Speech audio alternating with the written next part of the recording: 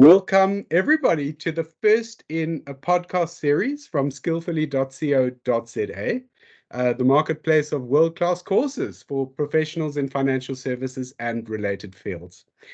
And the idea of the series is we'll be having conversations with trainers, training organizations, individual trainers on the platform who are going to be sharing a little bit of their useful expertise with us.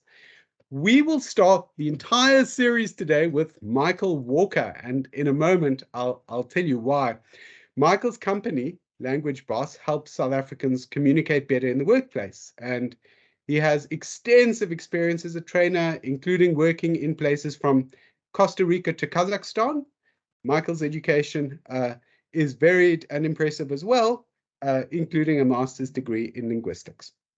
Now, one of his course offerings on Skillfully is Conversation Clever, which is a course which helps people have better conversations. And so we thought, what a great way to start the series of conversations with trainers by learning about what makes for strong conversations.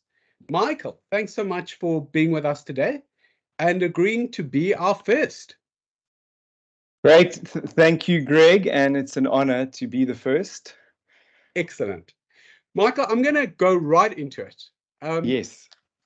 First question is, why is it important to learn how to have good conversations at work? I mean, aren't we just naturally good at it from a whole lifetime of practice in speaking to people?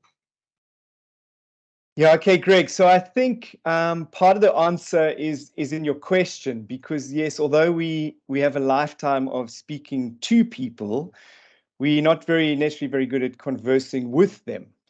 So believe it or not, I don't think it's a skill that we're naturally born with. I mean, it's like people have written books about running, and there's a book called Born to Run and how we should know. We just sort of all know how to run, but Yes. we don't, right? And we have to sort of learn, and people can teach us things. And I think it's kind of similar with conversation. Yes, we're great at speaking. Some of us speak a whole lot more than others, but we're not very good at, as I say, conversing with people. And part of conversing with people means connecting with them as well. So I think that's the one part of the answer. Yeah, why is it important in the workplace, or why should we learn to have better conversations? Because if we could think in sort of crude terms, the working environment is all about people. Almost every working environment is about people, except maybe if you go and work in a library and you go and hide at the back, or you work in a laboratory and you never encounter people. Almost every working environment is about people.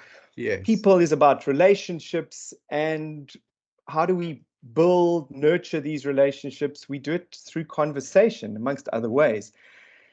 And so conversations build relationships. Relationships is about people. That's the workplace. So I think it's critical. And then just last thing I would allude to is I think, and people have written about this, that there's almost this link between organizational culture and the way people interact. And this interaction could be verbal or written. And yes, in this course on conversation that I give, I focus on the verbal, but there's this direct link between how we speak to each other, how we interact, and the culture in that organization.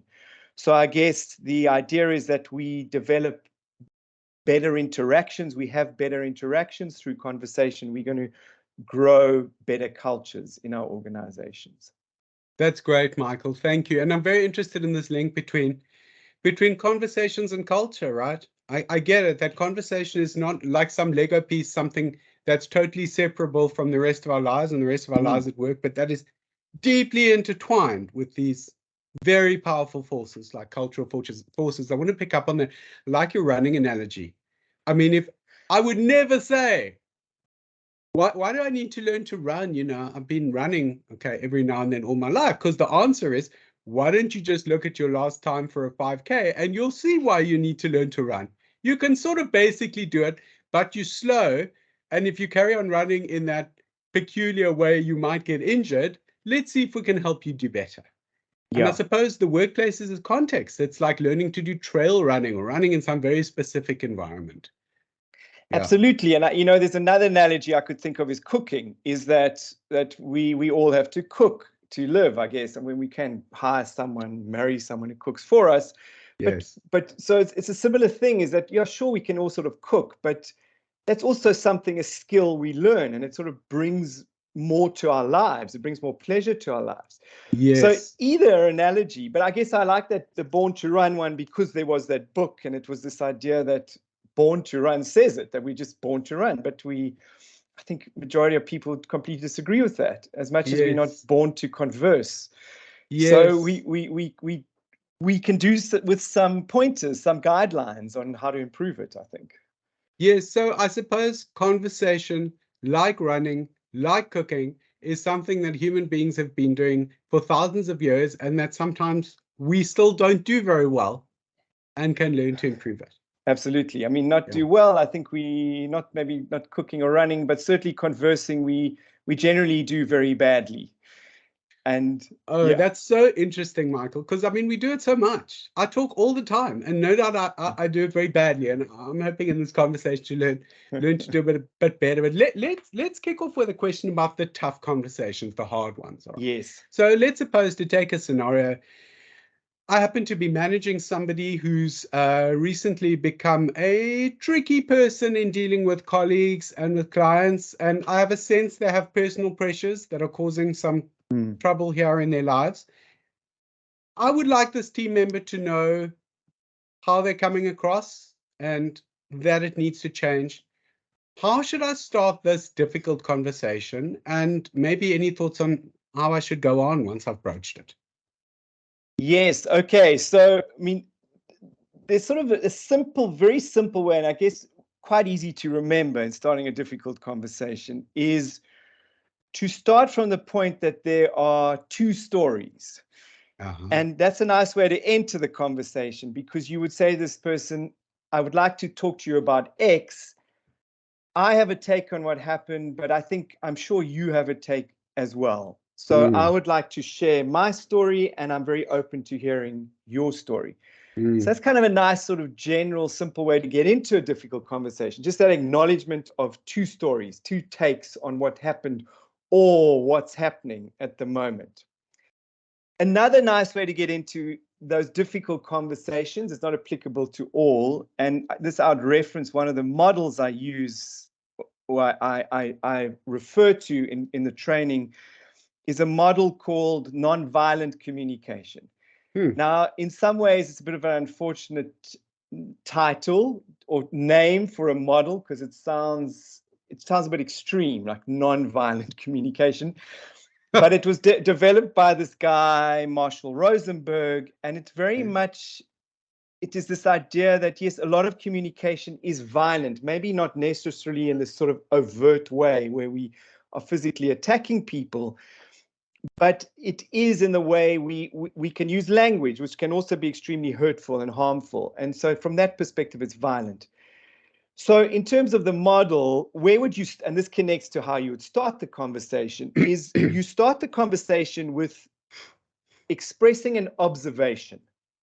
And maybe you might even go one step back and say, I want to talk to you about X, and then you express the observation. So, and what you've observed is this person's behavior, what they've done or what they've said. And the observation needs to be completely without evaluation, which is something else, because we're pretty bad at doing that. We're pretty bad at excluding evaluation from almost all our conversations. We always bring it in. But we start at this point of, this is what I saw That's happen. hilarious, because as you say it, I want to start shouting, I'm not bad at that. I'm good at that. Yeah, so I guess proving your point. Anyway, carry on. So you would observe as objectively as possible what is happening, what happened, or maybe it was something she said. So it's a do or a say. You would express this. This is what I've seen happen. This is what I've heard. And then you would connect that, what you've observed, to how it's making you feel. So, for example, I've observed this colleague speaking rudely to clients, and I feel, and then you need to be very clear and succinct in what you feel. So maybe it could be, I feel embarrassed, I feel frustrated by this behavior, I feel maybe even angry. Yes. And what you've observed is the trigger for that feeling. But the feeling is in fact connected to a need or a value. And that's what comes next. So the feeling actually arises from a need that's not being met or a value that's being undermined. So I feel frustrated, angry, annoyed because I value, for example, politeness. I value respect. I value cooperation.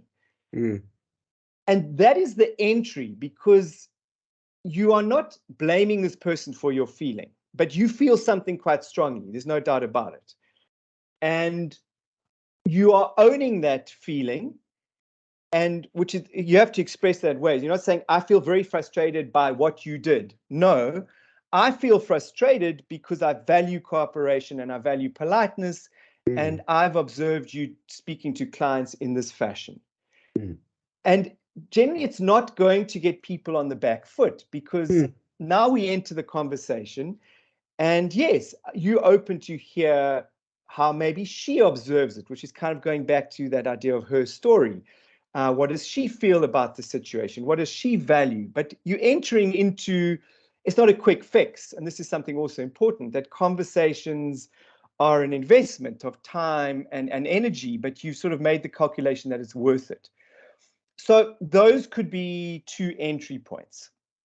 That's nice, Michael. Thank you. And I like this idea that at the beginning, you don't let the person think that they're going to be talked at and sort of not have right of reply, so to speak. Sometimes when I'm speaking to my younger child, I can see his outrage building because he feels like I'm just calling the shots and he can't say a thing in response. But if we frame the conversation, here's my kind of side, here's what I observed, tell me about what you observed. That works. And I also like this idea that it's an observation of how you felt, how it connects to your values, rather than a straightforward condemnation. I guess that's easier to take. Which, I mean, if you do that, it inevitably gets the person on the back foot, and they want to defend their position, right? Yes. And the more they defend, the more sort of accusatory we become, and then it escalates. And I suppose now and then you might end up that conversation thinking, maybe it's not just the other person. Maybe I have certain sensitivities that other people don't share, and what bothers me might not bother certain others. So, yeah, I mean, there are two things I want to touch on. Is just that last point, is that part of, yes, those conversations at work, you would have spent some time preparing. You're not going to just enter them without thought. So you've thought through it. And part of your preparation, yes, you would have worked through that idea that this is how I see it. I feel this way because I value X. What does this other person value? How might they see it? It also raises another area. I don't want to go too much on a tangent, but it raises this area of almost every difficult conversation raises identity issues in both parties. Yeah. And what I mean by identity issues is something about ourself or how we view ourselves in the world gets threatened by difficult conversations. And it's good, as part of your preparation, is to work through potential identity issues. That as much as what could get triggered for this other person, and that's why you don't want to come in at that point, is also, the conversation is going to be difficult. There's a big chance that this person could accuse you of things which then become a threat to your sense of who you are. And so your sense of your identity is to sort of bring that to mind as part of your preparation. So you can't, there's no foolproof preparation, but having an aware that this might be triggered is good, because you don't want to get triggered, because then you're going off the issue. You're not staying focused on what you initially meant to discuss. Yes. The other thing I just want to touch on, because you raise a very nice point, is you compared it to talking to your son, and there's something at stake which is very similar to that conversation you might have with your son or with someone in the workplace, and that is that we unintentionally threaten people's autonomy. And we need to understand that this is quite a big issue, and it connects to another model, which I can talk about if you like. It's called the SCARF model, but the A in SCARF is autonomy. And there's a lot has been written around this model, and what I want to get to is when our autonomy is threatened, our brain responds in a very sort of primitive way, and the primitive way is those bad chemicals get released, which one of the most well known is cortisol gets released when our autonomy is threatened, and our brain just starts closing down. But we also react in quite a primitive way, and the primitive way is the 3 F's. So we fight when our autonomy is threatened. Yes. We flee, like we run away, or we just freeze. I was quite excited about the third F. Okay, so it's freeze. So it's just we do nothing. Okay. I've recently heard of a 4th F, which is frenzy. Right. We go into a state of frenzy. A family-rated conversation. Okay. So, yes. Okay. Yeah. So we got to be very mindful of not threatening autonomy. And so, what is autonomy? It's people's sense of choice. They can make choices. They have decision-making power. That's kind of in simple terms, and we do it all the time. We threaten people's autonomy, and with all respect, and I do it myself, we do it on the home front. And so especially with children, and we shouldn't, and for sure in the workplace we shouldn't be doing it. We need to respect people's sense of autonomy. And so it's very nice that you said that, because it does connect to, I'm going into this conversation not telling you it's about this, this, and this, because now you haven't even made a choice. In a sense, I've labeled it for you. I've told you what it's about. And now where's your sense of autonomy? It's gone out the window. So immediately I'm getting you on the back foot in that respect as well. Okay, that's cool. And, now that we touched on the home front, it's good, because I had in mind, I was wondering whether your course is just teaching about conversational skills at the workplace, and clearly it's not. It feels like there's strong overlap on the home front. I go on Conversation Clever. I can be better at work, but also take principles home that presumably don't leave me sounding like I'm in the boardroom or talking to a recalcitrant employee, but just a more kind of fruitful, loving, productive family member. Yeah, absolutely. I mean, so at the end of my courses, I always give out an evaluation form and ask people what they liked, what they didn't like, what they find useful, etc., etc. And often a comment they make is that they will now be taking these skills into their private lives. Yeah, nice. And on the home front. And sometimes I think, okay, that's great, but maybe that's not what the organization wanted. But it's the bottom line is that, there are a lot of commonalities, like there's a lot of basics that, of course, they're going to be applicable across your life. I suppose at some level, I sometimes feel that when you're with the people you love and are closest to, you kind of don't need to make an effort in your communication. It just naturally flows. But I guess that's not true. No, I don't think it's true at all. It's almost arguably that's where we make sort of more effort. We should make more effort. And I mean, maybe this is getting a bit beyond the realms of the course, but it's almost like that's where we, in our private worlds with people we know the best, it's arguably where we slip into our worst habits. Yes. No, I think that really, I think if you ask my spouse, she'd really nod. Michael, let's move. So, what brought this part of the conversation on was the question of tough conversations. So let's take a different angle, an angle where I have challenging conversations ahead, and not because I'm dealing with somebody who I find difficult. It's because I'm gulping a bit. So, let's suppose I have to speak to new clients at work regularly. I have to make a connection. I need to gain their trust, but I don't really like doing it. Maybe I'm outside my comfort zone. Maybe my general job is technical and I'm a backroom person and I love doing that. Maybe I'm just an introvert, but whatever it is, I dread the interactions a little bit. But I want to improve my conversations with clients. Do you have some basic advice for me here? Yeah, so look, the first thing I'll say is that you should work on the core principles. So there are a couple of core principles that I've discussed in the course. So, I mean, number one, which probably wouldn't apply to you and the person you've described, but almost number one is we should avoid what I call conversational narcissism. which almost explains itself, that we just talk about ourselves and we talk about everything from our perspective, and any opportunity we get in a conversation, we kind of bring it to ourselves. Yes. Now, as that kind of character you described, you're more of an individual, you're unlikely to be guilty of that.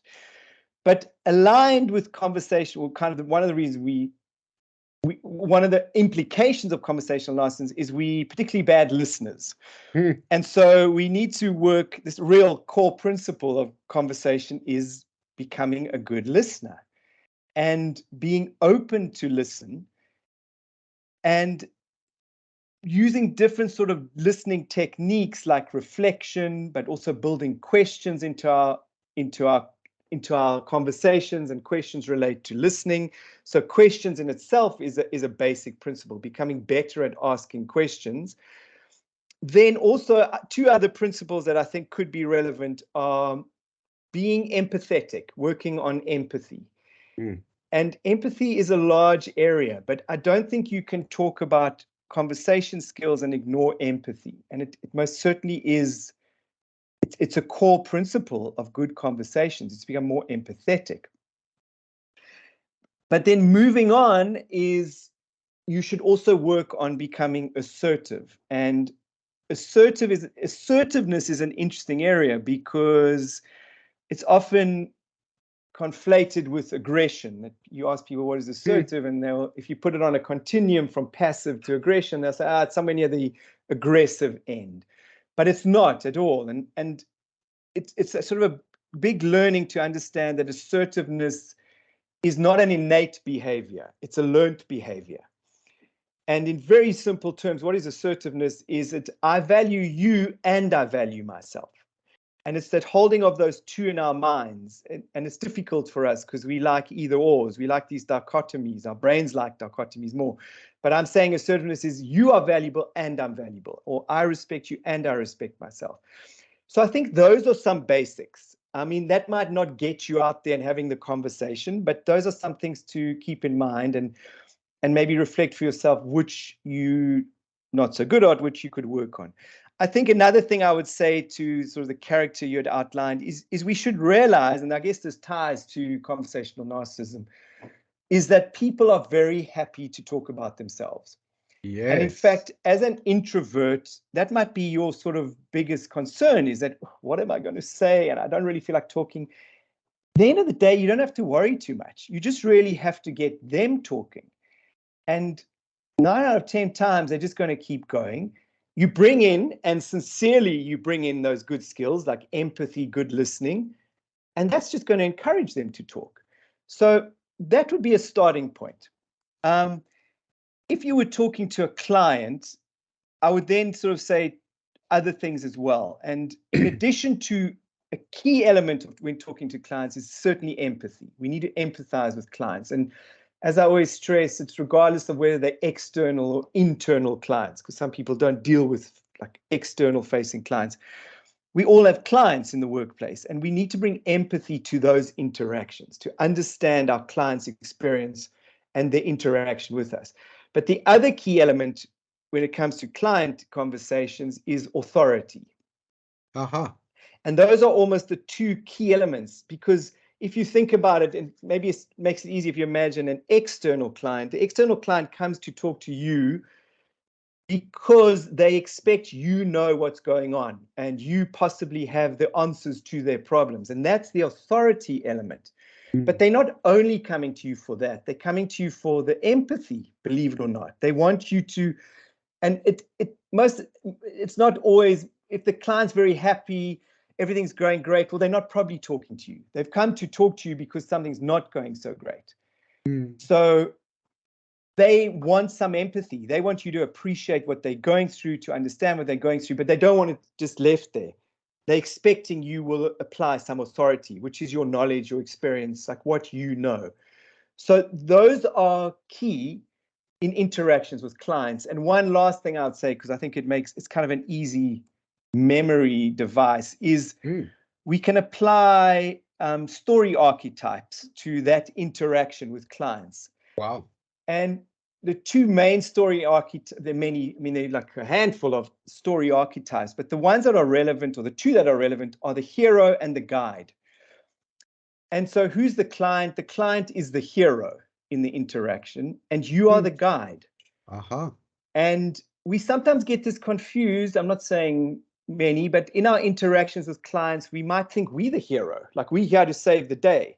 Yes. Then who does that make them? Well, I don't know. Or we might think our product is the hero, and it's not really about the client. But we need to sort of understand that no, none of those are right. The client's the hero, and we are the guide. And guides, almost by definition, are empathetic and authoritative. And easiest way to kind of sort of understand this is to think of many popular Hollywood movies, and the example I always give is Star Wars. So who's the hero? The hero is Luke Skywalker, and who's his guide? His guide is Yoda. And Yoda, by definition, has to be empathetic, but also authoritative. And that's kind of our roles in client interactions. So yeah, that's a long answer to your question, but I think that would go quite some way. And I think part of your question actually had a key word, and that key word was connect. Because why is it such a key word? Because ultimately that's what conversation is about, is it's to build connection, regardless of whether it's clients, kids, or colleagues. It's about building connection. And our conversations often go so wrong because we don't even have that in mind, that we enter the conversation to put things right, or to tell you what you did wrong. And we can't start there, especially if we value that individual. We need to start from building connection. Then we can move on. So there's this little saying that we must connect before we correct, is kind of how it goes. And you can almost apply that to many conversations, but we get it so wrong because we jump in and all we want to do is correct. But we haven't made any connection. So how do we think why do we wonder that it doesn't work out? That's great. Yes, I love, by the way, this notion of the hero and the guide. I'm dealing with my clients. They are the hero, and they have asked me to be their guide. It's this privileged position, and I need to take on the mantle of this position. I need to empathize with them, understand what they want, where they're going, what their needs are. And I need to have some authority, because the guide can't be lost, even if the client is feeling like they don't know where next. And I suppose this emphasizes for me the thought earlier that when we're learning about conversation, it's not like working on my backhand. It's going very deep into who I am. Yes, absolutely. And I mean, it's going to like that deep people stuff in a way. And so it's not, on one hand, it sounds like it's just a skill. And like you say, it's not just learning a backhand. You do a few nice things. And we're going to get enraged drove of kind of emails from like tennis players among skillfully users. Let me apologize to you all. Please substitute that with a sport you don't like. Yeah. But it's also, and I guess I'd also get opposition to what I'm about to say, but it's also, it's kind of messy, and it's not as clean. It's not, I tell you to do a few things, even though the nice things I'm telling you now, you'll go out there and it'll still feel difficult and it won't necessarily work out. But I think that needs to be acknowledged in conversation, that there's a kind of this messiness about it, but isn't that sort of true of human interaction and human relationships? But yes, it is, as I think you correctly pointed out, the more you start talking about it, it sounds like conversation, I'll get a few tips. Yes. But you're going into stuff around relationships, stuff around yourself, and it's deep stuff, I guess, in a way. I'd like to take a particular angle on the deep stuff. I was thinking about this in terms of our experience as South Africans. And part of the joy and the privilege and the challenge, I guess, of being South African is that we are a whole host of cultures trying to get along. Now, what's nice about your experience is obviously you're deeply experienced in South Africa, but also on several other continents, multicultural kind of work experiences. Do you find, Michael, that South Africans can have a tricky time conversing across cultural differences? And what can we do about this? Are there any kind of thoughts that could help us? So Yeah, so I think I'd start by saying, my experience with individuals and different cultures is largely in the workplace when I've gone in to do trainings. And Yes. I mean, my answer to part of your question is I find, and maybe it's the workplaces I've gone into, but I find the individuals, people on the courses, they're very open to those sort of cross-cultural exchanges. There's not resistance. They come at them from a very open-minded place. So, Nice. but I guess I can acknowledge that maybe that's just a very limited angle, a very limited experience. I think there's another side that I would address is that, there's, as much as there's sort of conversational narcissism, and this again, I guess might be going, or is going beyond the realm of the course, I think there's also sort of, to a degree, sort of cultural narcissism, that certain cultures will sort of of course, we all value our cultures where we come from, but some are more sort of strident and sort of maybe even arrogant about that. And yes, I think that might be true about South African cultures, that from that sort of perspective, we think ours is the sort of best culture. We're not so open to looking at other cultures. That's almost contradicts what I said. But I think it's worth having that in mind, because I mean, there are certainly cultures where it's not sort of so thrown in your face, and they're more sort of open to, or they're more intrigued by listening to your culture, or hearing more about your culture. But I think that for me, that sort of short answer to your question is, and it might sort of sound like the easy way out, is it finally for me comes down to individuals that for a moment, not even for a moment, I mean, if I'm interacting with you, you might come from another culture. We have different views on things, and I might even have certain stereotypes about your culture. But if I engage in a conversation with you, and really all the good things, some of the good things we've talked about, other things that are in the course, I will very quickly realize that, yes, at heart, you are just another human individual like myself. And so that's how I would approach it. I almost tend to steer clear of culture. Yes, I want to go into it with curiosity. And part of my entry into a discussion with you, part of building rapport with you, will be to have genuine curiosity about your culture.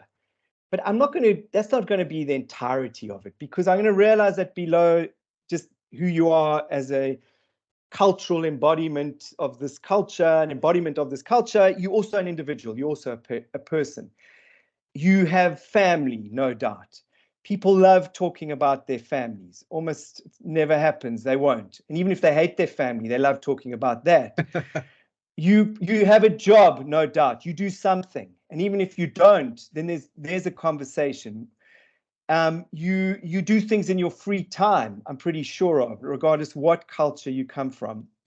And you have certain dreams, you have things you want to achieve. And so intentionally, I've used those 4 things because they make this nice acronym, which is FORWARD, which is family, occupation, recreation, and dreams.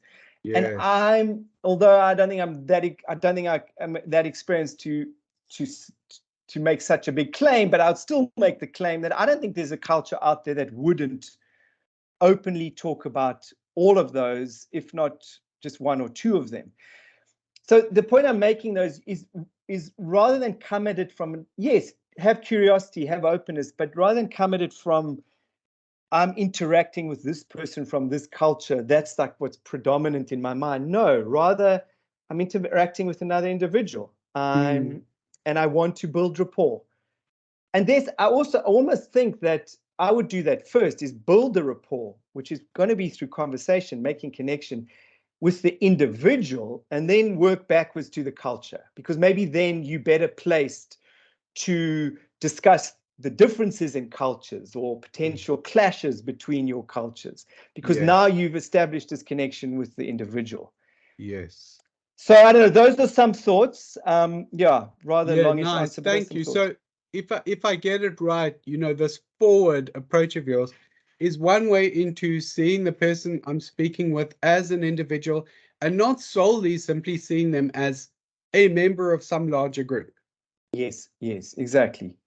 Which yes, it's so limiting, right? I mean, Yeah. and And it may yeah, turn out that, the kind of writer Amartya Sen says that we're all members of so many different overlapping groups. And once somebody has described their dreams and their work and their family and so on, the two of us may discover all sorts of things that we have in common, which may not have been apparent to us at the beginning. yeah, absolutely. And just sort of on that note, there was a book on negotiation. I can't remember what it was called, but he actually gave this example of, he goes down somewhere in South America and it's this very hardcore negotiation. He's talking to a group of indigenous people in one of the forests, and they want to cut down the forest, and they're negotiating, and it's not going well at all, but somehow it gets onto family. And he makes this observation, and it surprises him, but in many ways we shouldn't be surprised that this guy he had so much in common with him. I mean, you're so different. But he said when they started talking about family, there was so much in common, and Yes. it was almost at that point they established like initial sort of foothold on the bridge. Yes, that's nice. And I once read a nice story of some, business figure who was in the midst of a very difficult negotiation, not in the environment you're talking about, with some boardroom, but they were really getting nowhere. The temperature was rising, kind of conversationally, people getting really tense, and this person sort of took out some lovely family pics, recent family pics, and put them down and said, "Hey, I took these on the weekend. What do you think? This is my so and so, and that's so and so." And people like that, and Yes. engaged on a human level, and it helped them kind of reduce that logjam. Yeah, and yeah, and again, it's a great example, and I think it's pretty true. Yeah. So, we've discussed different kinds of conversations. There's the tough conversation to start. There's the conversation where I'm gulping and thinking, I'm not sure I'm up to this. The kind of intercultural challenges. You've proposed kind of one thought for a way forward. Are there any other kinds of kind of conversations in particular that you deal with where you feel like you'd like to touch on a few thoughts now? Yeah, I mean, something I do deal with is small talk. Small And talk. this Okay. always this always surprising to me. I think it's almost sort of the favorite part of the course in the workplace, because, and again, surprising to me how many people hate it and they think they're terrible at it. So it could be at sort of some conference where now you have a tea break or drinks break, you don't know anyone. It could be at the dreaded networking event. Yes. It could be in some organizations, they have a last Friday drinks on the roof, and they Right. always feel they have to go, and people generally hate it. So that is one area, in addition to what we've talked, although I have touched on it because I bring FORWARD into that, because FORWARD is a great acronym Yes. in the small talk. But then I also sort of talk around how do you sort of make that initial interaction, that initial sort of gambit? How do you do that? And then we sort of go into a role play as well. But that's one area in fact, it's a sort of smallish section in the course, but it's always commented on. It's sort of, people love it for I guess understandable reasons. I can imagine. And, particularly if I feel it's a high stakes conversation or I'm anxious, I kind of inclined to sort of blurt out the big issue right at the beginning. And Yes. I guess that's not the way forward. Yeah. Yeah, but there's one last thing is that it's not really a quote, but I read it somewhere, which I bring in, is that someone said small talk, it's the portal through which every person who is in our lives entered. They all entered our lives through small talk. That was the portal. And so it's what he's saying, although small talk is about unimportant stuff, yes, it's not in itself unimportant. And I think when you reflect on that, you realize, wow, that's probably true. I mean, it's almost never the case that we meet someone the first time and we go straight into this deep, meaningful conversation. Yes. Yes, I call it like small talk, the bottom rung of the ladder, and those deep, meaningful conversations are higher up. And yes, you might go quite quickly from the bottom ladder rung to the higher one. It might take much longer, but almost always, we start with small talk. So that is the portal through which everyone in your life entered. And I think that's great. And it That gives is it that wonderful. sort of weight. Yeah. And that's a very glamorous image. It's the portal. I Yes. feel a lot of respectful small talk now. Yes. Michael, that was great. And can I just ask you to finish off? You know, as we said, this is the first of a series. So have we had a good conversation? And do you have any feedback that could help me? Greg, I think we've had a great conversation. And I think what I would draw on is I would draw on, I don't know if you've heard of Celeste Headlee. She's written a book about conversation. She's written a few books, but she's written one book about conversation. And she's actually got a TED talk on conversation.